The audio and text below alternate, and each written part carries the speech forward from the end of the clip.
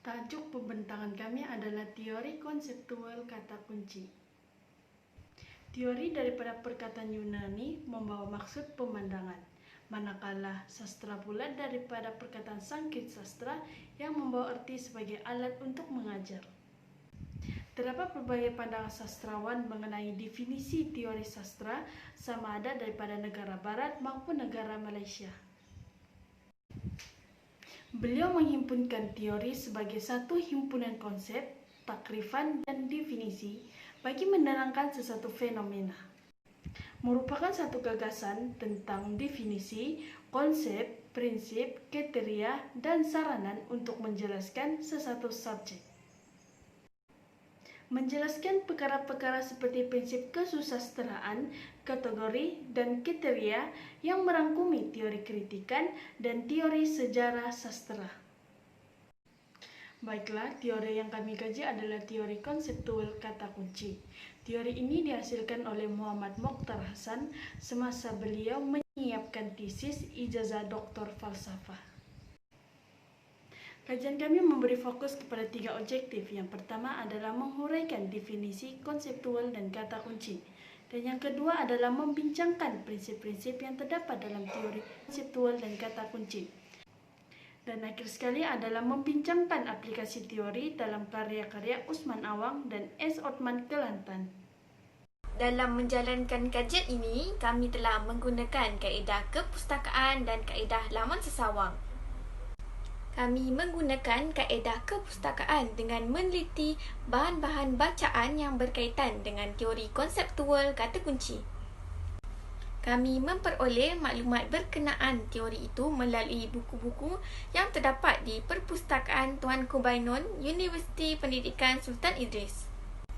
Selain itu, kami juga telah menggunakan kaedah laman sesawang untuk mendapatkan maklumat tambahan berkaitan dengan teori konseptual kata kunci. Jelaslah bahawa teori konseptual kata kunci dapat melihat konsepsi seseorang pengarang itu berdasarkan kata kunci yang digunakan oleh pengarang dalam karya-karya yang diteliti. Analisis melalui teori konseptual kata kunci ini akan membentuk pembaca untuk lebih berhati-hati serta teliti. Kerana dalam mencari konsepsi seseorang pengarang itu, pembaca harus meneliti setiap kata-kata yang diungkapkan dalam karya sastra.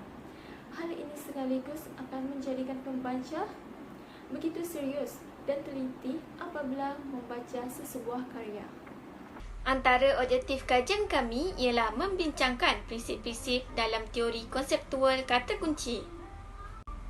Bagi merujuk kepada objektif yang dibincangkan, prinsip-prinsip ini terbahagi kepada 3, iaitu kepengaruhan, pemilihan kata dan kesan. Ketiga-tiga prinsip ini saling berhubung kait dengan seseorang pengarang. Dalam prinsip kepengaruhan ini, konsepsi seseorang pengarang terhadap suatu perkara atau isu dipengaruhi oleh latar belakang pengarang, termasuk pekerjaan, keluarga ataupun pendidikan dan termasuk juga dengan faktor lainnya. Faktor-faktor ini turut menentukan sama ada penerusan atau perubahan konsepsi seseorang pengarang itu.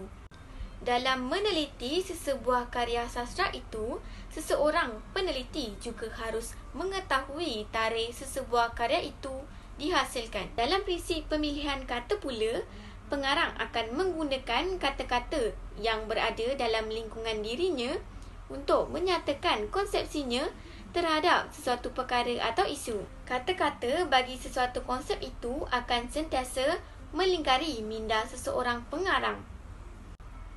Dalam prinsip kesan pula, seseorang pengarang secara sedar atau tidak sedar akan mengemukakan konsepsinya terhadap sesuatu perkara melalui karya-karya dengan pemilihan kata yang digunakan. Konsepsi seseorang pengarang terhadap sesuatu perkara dapat dirasai oleh khalayak pembaca dengan meneliti karya-karya yang dibaca dengan meneliti kata-kata kunci yang digunakan oleh pengarang. Kejayaan menemui konsepsi seseorang pengarang itu akan terhasil apabila konsepsi yang dikemukakan oleh khalayak pembaca itu menyamai dengan konsepsi yang dikemukakan oleh pengarang. Aplikasi teori konseptual kata kunci dalam karya Usman Awang. Yang pertama, cerpen surat dari seorang mata-mata. Yang teori konseptual kata kunci dalam cerpen surat dari seorang mata-mata. Berdasarkan cerpen ini, terdapat beberapa kata kunci bagi konsep kemiskinan daripada pengarang, iaitu belas dan kasihan melihat penderitaan mereka. Penderitaan merupakan kata kunci bagi konsep kemiskinan. Yang kedua, kasihan benar aku mendengarnya. Kasihan juga merupakan salah satu kata kunci bagi konsep kemiskinan daripada pengarang. Yang ketiga, maka melaratlah di bawah arus penderitaan ke bawah jurang yang dalam. Penderitaan merupakan kata kunci bagi konsep kemiskinan daripada pengarang. Dengan jualan kuih itulah dapat sedikit ia melonggarkan kesempitan hidup mereka anak beranak. Kesempitan juga merupakan kata kunci konsep kemiskinan daripada pengarang. Aplikasi teori konseptual kata kunci dalam karya S. Othman Kelantan.